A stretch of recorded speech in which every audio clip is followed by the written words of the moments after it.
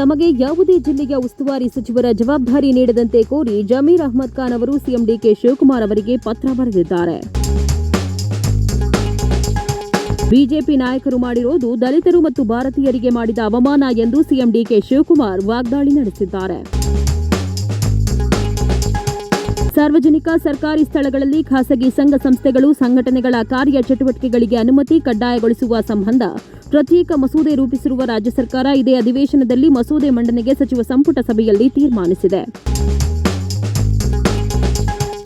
ಬೆಂಗಳೂರಿನಲ್ಲಿ ಆಹಾರ ಸುರಕ್ಷತಾ ಇಲಾಖೆ ಅಧಿಕಾರಿಗಳು ದಾಳಿ ಮುಂದುವರೆಸಿದ್ದಾರೆ. ವಿಕಾಸಸೌಧದ ಕ್ಯಾಂಟೀನ್ನಲ್ಲಿ ಜಿರಳೆಗಳು ಪತ್ತೆಯಾಗಿದ್ದು ಕ್ಯಾಂಟೀನ್ ತಾತ್ಕಾಲಿಕವಾಗಿ ಸೀಸ್ ಮಾಡಲಾಗಿದೆ. ಅದೇ ರೀತಿ ಪ್ರತಿಷ್ಠಿತ ಆಸ್ಪತ್ರೆಯ ಕ್ಯಾಂಟೀನ್ನಲ್ಲಿ ಅವಧಿ ಮೀರಿದ ಸಾಮಗ್ರಿ ಜಪ್ತಿ ಮಾಡಿದ್ದಾರೆ. ನ್ಯಾಯಾಲಯಕ್ಕೆ ಖುದ್ದು ಹಾಜರುಪಡಿಸಬೇಕು ಎಂದು ಕೋರಿ ನಟ ದರ್ಶನ್ ಪರ ವಕೀಲರು ಸಲ್ಲಿಸಿದ್ದ ಅರ್ಜಿ ಗುರುವಾರ ವಿಚಾರಣೆ ಮುಂದುವರೆಸಿದೆ. 59ನೇ ಸಿಸಿಎಚ್ ನ್ಯಾಯಾಲಯವು ವಾದ ಪ್ರತಿವಾದ ಆಲಿಸಿ ಆಗಸ್ಟ್ 17ಕ್ಕೆ ಆದೇಶ ಕಾಯ್ದಿರಿಸಿತು. ತಮಿಳುನಾಡಿಗೆ ನೀರು ಬಿಟ್ಟರೆ ಮತ್ತೆ ಕರ್ನಾಟಕ ಬಂದ್ ಮಾಡ್ತೇವೆ ಎಂದು ಸರ್ಕಾರಕ್ಕೆ ವಾಟಾಳ್ ನಾಗರಾಜ್ ಎಚ್ಚರಿಕೆ ನೀಡಿದ್ದಾರೆ. ವಿಜಯಪುರ ಜಿಲ್ಲೆಯಲ್ಲಿ ಈ ಬಾರಿ ಬರ ಭೀಕರವಾಗಿದೆ. ಇಲ್ಲಿನ ಹಲವು ಕೆರೆಗಳು ಖಾಲಿಯಾಗಿದ್ದು ಆಲಮಟ್ಟಿ ಜಲಾಶಯ ತುಂಬಿದ್ರೂ ಕಾಲುವೆಗಳಿಗೆ ನೀರು ಬಿಡುತ್ತಿಲ್ಲ ಎಂದು ರೈತರು ಕೆರೆಗಳಿಗೆ ಇಳಿದು ಹೋರಾಟ ಮಾಡಿದ್ದಾರೆ. ಶಿವಗಂಗೆ ಬೆಟ್ಟಕ್ಕೆ ಚಾರಣಕ್ಕೆ ಬಂದಿದ್ದ ಟೆಕ್ಕಿ ಅದ್ವೈತ್ ನಾಪತ್ತೆಯಾಗಿದ್ದು ಕಳೆದ 6 ದಿನಗಳಿಂದ ಶಿವಗಂಗೆ ಬೆಟ್ಟದಲ್ಲಿ ಎನ್ಡಿಆರ್ಎಫ್, ಅರಣ್ಯ ಇಲಾಖೆ ಮತ್ತು ಪೊಲೀಸ್ ಇಲಾಖೆ ಸಹಯೋಗದಲ್ಲಿ ಹುಡುಕಾಟ ನಡೆಸಲಾಗಿತ್ತು. ಆದರೆ ಇಲ್ಲಿವರೆಗೂ ಆತನ ಸುಳಿವು ಪತ್ತೆಯಾಗಿಲ್ಲ.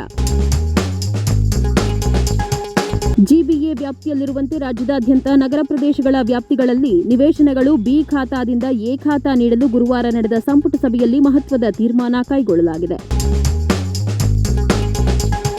ಕರ್ನಾಟಕ ಸರ್ಕಾರದ ಪ್ರಸ್ತಾವಿತ ಗ್ರೇಟರ್ ಬೆಂಗಳೂರು ಪ್ರದೇಶ ನಿಯಮಗಳು 2026 ಜಾರಿಗೆ ಬಂದರೆ ಬೆಂಗಳೂರಿನ ರಸ್ತೆಗಳಲ್ಲಿ ವಾಹನಗಳನ್ನು ನಿಲ್ಲಿಸುವುದು ಭವಿಷ್ಯದಲ್ಲಿ ದುಬಾರಿಯಾಗಬಹುದು. ಪಾರ್ಕಿಂಗ್ಗಾಗಿ ವರ್ಷಕ್ಕೆ 25,000 ರೂಪಾಯಿವರೆಗೆ ವಸತಿ ಪರವಾನಗಿಗಳು ಮತ್ತು ಬೀದಿಗಳಲ್ಲಿ ಪಾರ್ಕಿಂಗ್ ಮಾಡಲು ಗಂಟೆ ಲೆಕ್ಕಾಚಾರದಲ್ಲಿ ಶುಲ್ಕ ವಿಧಿಸುವ ಮಹತ್ವದ ವಿಚಾರಗಳು ಕರಡು ನಿಯಮಗಳಲ್ಲಿವೆ.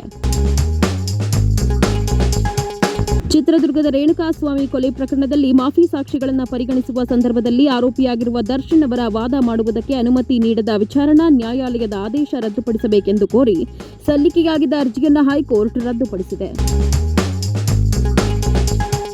ಸಂತಾಪ ಸೂಚನೆ ವೇಳೆ ಮಾತನಾಡಿದ ವಿಪಕ್ಷ ಸದಸ್ಯ ಶರವಣ, ಸರ್ಕಾರಿ ಶಾಲೆಗಳ ಮಧ್ಯಾಹ್ನದ ಬಿಸಿಯೂಟ ಯೋಜನೆಗೆ ದಿವಂಗತ ಚೆನ್ನಮ್ಮ ಅವರ ಹೆಸರಿಡುವ ಬಗ್ಗೆ ಚಿಂತನೆ ನಡೆಸಬೇಕೆಂದು ಮನವಿ ಮಾಡಿದರು. ವಾಲ್ಮೀಕಿ ನಿಗಮದ ಭ್ರಷ್ಟಾಚಾರದ ಆರೋಪ ಎದುರಿಸುತ್ತಿರುವ ಸಚಿವ ನಾಗೇಂದ್ರ ರಾಜೀನಾಮೆಗೆ ಆಗ್ರಹಿಸಿ ಹಾಗೂ ಸಂಪುಟದಲ್ಲಿ ಮಹಿಳಾ ಸಚಿವರು ಇಲ್ಲದಿರುವ ಬಗ್ಗೆ ಬಿಜೆಪಿ ಪ್ರತಿಭಟನೆ ನಡೆಸಲು ಮುಂದಾಗಿದೆ. ಇದೇ ವಿಚಾರವಾಗಿ ಆಗಸ್ಟ್ 14ರಂದು ಬೆಳಗ್ಗೆ 9 ಗಂಟೆಗೆ ವಿಧಾನಸೌಧದ ಎದುರಿರುವ ಭುವನೇಶ್ವರಿ ಪ್ರತಿಮೆ ಮುಂಭಾಗದಲ್ಲಿ ಬಿಜೆಪಿ ಪ್ರತಿಭಟನೆ ನಡೆಸಿತು. ನಾಡದೇವಿ ಭುವನೇಶ್ವರಿ ಪ್ರತಿಮೆ ಮುಂದೆ ಪ್ರತಿಭಟನೆ ನಡೆಸಲು ಮುಂದಾಗಿದ್ದ ಬಿಜೆಪಿ ನಾಯಕರು ಗೇಟ್ ತೆರೆಯದೇ ಇದ್ದ ಹಿನ್ನೆಲೆಯಲ್ಲಿ ಕೆಲಕಾಲ ಗೇಟ್ ಬಳಿಯೇ ಕಾಯಬೇಕಾಯಿತು. ವಿಪಕ್ಷ ನಾಯಕ ಆರ್ ಅಶೋಕ್, ಪರಿಷತ್ನ ವಿಪಕ್ಷ ನಾಯಕ ಛಲವಾದಿ ನಾರಾಯಣಸ್ವಾಮಿ ಸೇರಿದಂತೆ ಬಿಜೆಪಿ ಶಾಸಕರು ಗೇಟ್ ಬಳಿ ಕಾದು ನಿಂತಿದ್ರು.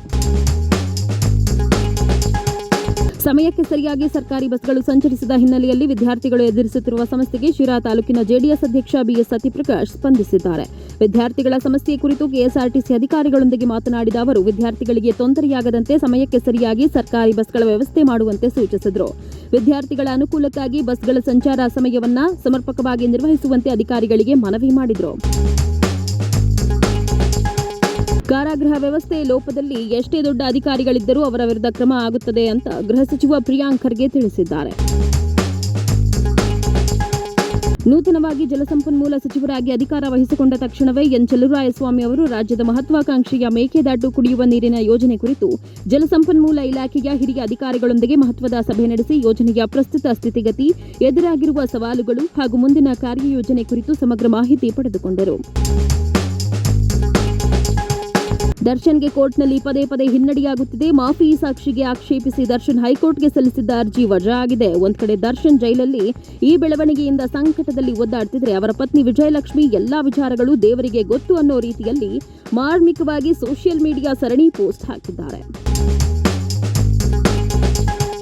ಮಹಿಳಾ ಪಿಎಸ್ಐಗೆ ಕಪಾಳಮೋಕ್ಷ ಮಾಡಿ ಅವಾಚ್ಯ ಶಬ್ದಗಳಿಂದ ನಿಂದಿಸಿದ್ದಕ್ಕಾಗಿ ತುಮಕೂರು ಗ್ರಾಮಾಂತರ ಶಾಸಕ ಬಿ ಸುರೇಶ್ ಗೌಡ ಅವರ ಪುತ್ರಿ ಐಶ್ವರ್ಯ ವಿರುದ್ಧ ಎಫ್ಐಆರ್ ದಾಖಲಾಗಿದೆ. ಬಂಟ್ವಾಳದ ನರಿಕೊಂಬು ಗ್ರಾಮದ ಶಾಲೆಯಲ್ಲಿ ಅಡುಗೆ ಮಾಡುವಾಗ ತೆಂಗಿನಕಾಯಿ ತುರಿಯುವ ವಿದ್ಯುತ್ ಯಂತ್ರಕ್ಕೆ ಸಿಲುಕಿದ ಸಿಬ್ಬಂದಿಯನ್ನ ಶಾಲಾ ಬಾಲಕನೊಬ್ಬ ರಕ್ಷಿಸಿದ್ದಾನೆ. ಬಾಲಕನ ಸಾಹಸಕ್ಕೆ ಸಿಎಂ ಡಿಕೆ ಶಿವಕುಮಾರ್ ಎಕ್ಸ್ನಲ್ಲಿ ಮೆಚ್ಚುಗೆ ವ್ಯಕ್ತಪಡಿಸಿದ್ದಾರೆ. ಆಗಸ್ಟ್ 15ರ ಸ್ವಾತಂತ್ರ್ಯ ದಿನಾಚರಣೆ ಹಿನ್ನೆಲೆ ವಿಧಾನಸೌಧದಲ್ಲಿ ಫ್ರೀಡಂ ಹಬ್ಬ ಆಚರಣೆ ಮಾಡಲು ಸರ್ಕಾರ ನಿರ್ಧಾರ ಮಾಡಿದ್ದು, ಕ್ಯೂಆರ್ ಕೋಡ್ ಮೂಲಕ ಫ್ರೀ ರಿಜಿಸ್ಟ್ರೇಷನ್ ಮಾಡಿಕೊಳ್ಳುವುದು ಕಡ್ಡಾಯ ಎಂದು ತಿಳಿಸಿದೆ. ಡಿಸೆಂಬರ್ನಲ್ಲಿ ಹಸೆಮಣೆ ಏರಬೇಕಿದ್ದ ಎಸ್ಬಿಐ ಉದ್ಯೋಗಿಗಳಿಬ್ಬರು ಪ್ರತ್ಯೇಕವಾಗಿ ಆತ್ಮಹತ್ಯೆಗೆ ಶರಣಾದ ಘಟನೆ ಮೈಸೂರು ಜಿಲ್ಲೆ ಹುಣಸೂರು ಹಾಗೂ ಕೇರಳದಲ್ಲಿ ನಡೆದಿದೆ. ಪ್ರೀತಿಸಿ ಮದುವೆಯಾಗಲು ಸಿದ್ಧರಾಗಿದ್ದ ಜೋಡಿ ನೇಣಿಗೆ ಕೊರಳೊಡ್ಡಿರುವುದು ಕುಟುಂಬದಲ್ಲಿ ಆಘಾತ ಮೂಡಿಸಿದೆ.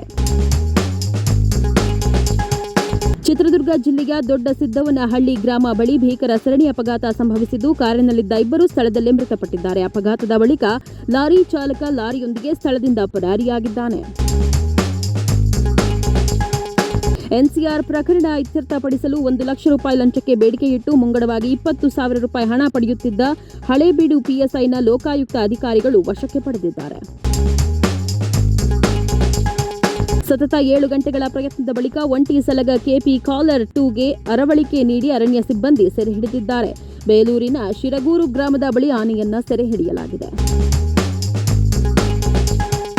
ಸ್ಯಾಂಡಲ್ವುಡ್ನ ಮೊದಲ ಪ್ಯಾನ್ ಇಂಡಿಯಾ ಸಿನಿಮಾ ಶಾಂತಿ ಕ್ರಾಂತಿ ಕನ್ನಡದ ಮೊದಲ ಬಿಗ್ ಬಜೆಟ್ ಸಿನಿಮಾ ಕೂಡ ಹೌದು. ಒಂದೇ ಸಿನಿಮಾ 4 ಭಾಷೆಗಳಲ್ಲಿ ತಯಾರಾಗಿ 3 ಸ್ಟಾರ್ ನಟರು ನಾಯಕನ ಪಾತ್ರ ಮಾಡಿದ ಮೊದಲ ಚಿತ್ರವೂ ಹೌದು. ಈ ಸಿನಿಮಾವನ್ನ ಮತ್ತೆ ನೋಡಬೇಕು ಅಂತ ಅಭಿಮಾನಿಗಳು ಬಯಸುತ್ತಿದ್ದಾರೆ. ಸೋಷಿಯಲ್ ಮೀಡಿಯಾದಲ್ಲಿ ಶಾಂತಿ ಕ್ರಾಂತಿ ಸಿನಿಮಾ ರೀ-ರಿಲೀಸ್ ಕ್ಯಾಂಪೇನ್ ಮಾಡುತ್ತಿದ್ದಾರೆ. ಆಗಸ್ಟ್ 16ಕ್ಕೆ ಕೊಡಗು ಜಿಲ್ಲೆಗೆ ಡಿಕೆಶಿ ಭೇಟಿ, ಭಾಗಮಂಡಲ ತಲಕಾವೇರಿಯಲ್ಲಿ ವಿಶೇಷ ಪೂಜೆ. ಪ್ರೇಯಸಿ ಆತ್ಮಹತ್ಯೆ ಮಾಡಿಕೊಂಡ ಸುದ್ದಿ ತಿಳಿದು ಪ್ರಿಯಕರ ಸಹ ನೇಣಿಗೆ ಶರಣಾದ ಘಟನೆ ದಾನೇಶ್ವರ ನಗರದ ಪಿಜಿಯೊಂದರಲ್ಲಿ ನಡೆದಿದೆ. ಸಂಧ್ಯಾ ಕಿರಣ್ ವಂತಿಕ ಆಧಾರಿತ ನಗದು ರಹಿತ ಆರೋಗ್ಯ ಯೋಜನೆಗೆ ಸಚಿವ ಸಂಪುಟ ಅನುಮೋದನೆ ನೀಡಿದೆ. ಇಂದು ನಡೆದ ಸಚಿವ ಸಂಪುಟ ಸಭೆಯಲ್ಲಿ ಹಲವಾರು ಮಹತ್ವದ ನಿರ್ಧಾರಗಳನ್ನು ಸರ್ಕಾರ ತೆಗೆದುಕೊಂಡಿದೆ. ಮುಂಬರುವ ದೇಶೀಯ ಕ್ರಿಕೆಟ್ ಋತುವಿನಲ್ಲಿ ಕರ್ನಾಟಕ ಪುರುಷರ ಕ್ರಿಕೆಟ್ ತಂಡದ ಮುಖ್ಯ ತರಬೇತುದಾರರಾಗಿ ಟೀಂ ಇಂಡಿಯಾ ಹಾಗೂ ಕರ್ನಾಟಕದ ಮಾಜಿ ವೇಗಿ ದಾವಣಗೆರೆ ಎಕ್ಸ್‌ಪ್ರೆಸ್ ಖ್ಯಾತಿಯ ಆರ್ ವಿನಯ್ ಕುಮಾರ್ ನೇಮಕಗೊಂಡಿದ್ದಾರೆ.